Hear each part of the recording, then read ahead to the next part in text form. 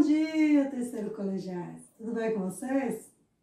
Espero que sim, que todos estejam bem, com saúde e em paz. Importante é isso, ter paz e saúde. Então nós vamos começar mais uma semana com o estudo de história.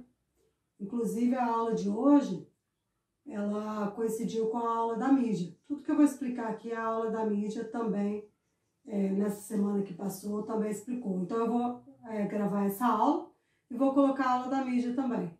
E as atividades eu que vou fazer, certo? Então vai ter duas aulas para vocês assistirem, a minha e da mídia, com o mesmo conteúdo. O conteúdo é o processo revolucionário, que vai do fim do czarismo à supremacia bolchevique, certo? Então, aproveitando a situação, vamos começar então com isso aí, ó, do fim do czarismo à supremacia bolchevique. Então, aqui, começando aqui, que lembra que teve várias manifestações em 1905, a situação da Rússia estava bem difícil economicamente, a população insatisfeita. Então, aproveitando dessa situação crítica em que se encontrava a Rússia, em 15 de março de 1917, conjuntos de forças políticas de oposição ao czar Nicolau II, conseguiu tomar o palácio e derrubar o czar. E aí começa assim a Revolução Russa. A Revolução Russa ela é dividida em dois períodos pelos estudiosos. A Revolução Branca, que é conhecida quando quem assume o governo são os burgueses liberais. Nesse período, que inicia em 1917, quem vai governar vai ser os grupos denominados os grupos brancos, que são os mencheviques. Quem vai controlar o governo vai ser um governo provisório, o governo de Kerensky. O segundo período dessa história da Revolução Russa é a Revolução Vermelha, que é conhecida também como Revolução Comunista. Nesse período, o governo de Kerensky é derrubado e inicia-se em novembro de 1917 um novo momento na política russa, onde os bolcheviques vão assumir, sobre a liderança de Lenin. Vamos iniciar aí com a Revolução Liberal. Com a deposição do czar, instalou-se um governo provisório, que é o governo de Kerensky, que foi ocupado em 27 de julho, né?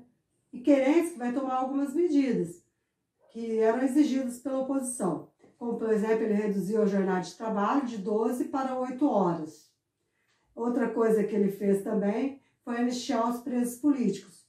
Os presos políticos que tinham sido mandados fora do país voltaram para a Rússia, certo? Nessa volta, inclusive, volta Lenin e Trotsky. Só que o novo governo ele não ofereceu, porém, respostas rápidas aos graves problemas que existiam na Rússia, que era a fome, a falta de terra. Ele não tirou a Rússia da Primeira Guerra Mundial, a Rússia continuou na Primeira Guerra Mundial, certo? Desta forma, o governo se tornou um governo impopular. A participação da Rússia, a continuação da participação da Rússia na Primeira Guerra Mundial não era o que a população russa queria. Então a população vai ficar muito descontente com esse governo de Kerensky. E como vimos, Lenin havia voltado para a Rússia. E Lenin ele vai começar então a mobilizar e fazer uma forte oposição ao governo de Kerensky. Inclusive ele vai criar nesse período, em abril de 1917, as teses de abril. Nessas teses de abril, ele vai pregar o quê? A formulação de uma república, a República dos Sovietes. Ele achava que quem tinha que tomar o poder eram os sovietes. Quem eram os sovietes? Aquele que eu já falei para vocês, aquele conselho de pessoas que faziam parte do operariado e dos camponeses, certo? Ele dizia assim, todo o poder aos sovietes. Quem deveria assumir o controle do governo eram os sovietes. Entenderam até aí, gente?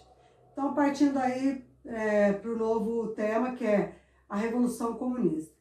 Com um grande apoio de militantes, com apoio de parte das Forças Armadas, em 7 de novembro de 1917, dia 25 de outubro, pelo calendário russo, os bolcheviques ocupam lugares estratégicos da cidade de Petrogrado, sede do governo provisório de Kerensky, e derrubam o governo de Kerensky, prendendo vários membros do governo.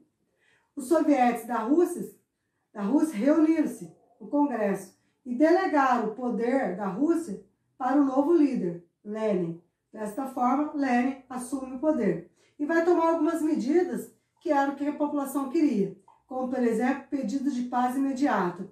O governo de Lenin, quando assume, né, o poder, uma das primeiras coisas que ele faz em março de 1918 é assinar o Tratado de Brest-Litovsk. E por esse tratado, a Rússia saía da Primeira Guerra Mundial. É o que a população queria.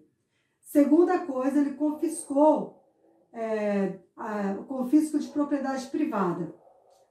Muitas propriedades, mais ou menos 150 milhões de hectares, que eram do clero e da nobreza ortodoxa, da nobreza e do clero ortodoxo, ele vai tomar e vai dividir entre os operários. Certo? Outra coisa que ele vai fazer também é estatizar a economia. Esse novo governo, ele passou a intervir na vida econômica do país. Ele vai nacionalizar as empresas e os bancos. Certo? Não esquecendo que quando ele toma as terras do clero e da nobreza, ele não indeniza esse clero e essa nobreza. Então é uma grande parte da população que vai ficar insatisfeita com esse governo de Lenin. E por grande parte, por causa dessa insatisfação do clero e da nobreza, é que em 1918 e 1909 vai ocorrer uma guerra civil. Uma guerra civil, né, onde existia o Exército Branco e o Exército Vermelho. O Exército Branco é as forças ligadas à monarquia russa, que montaram, né, uma organização contra o novo governo, contando com o auxílio, inclusive econômico e militar, de países como a Inglaterra, a França, o Japão, que tinham medo das repercussões socialistas em seus países, que a Revolução Russa chegasse aos seus países. Esse era o Exército Branco. E, por outro lado, existia o Exército Vermelho, formado por bolcheviques, liderado por Trotsky, e com apoio, lógico, também com o líder Lenin, desse lado aí, que é o lado do Exército Vermelho, que é do lado do governo bolchevique. Então, gente, ocorre então essa guerra civil, que começou em 1918, ficou até 1919, e após vários conflitos violentos, o governo bolchevique vai conseguir manter-se no poder, por causa do Exército Vermelho, que era muito forte.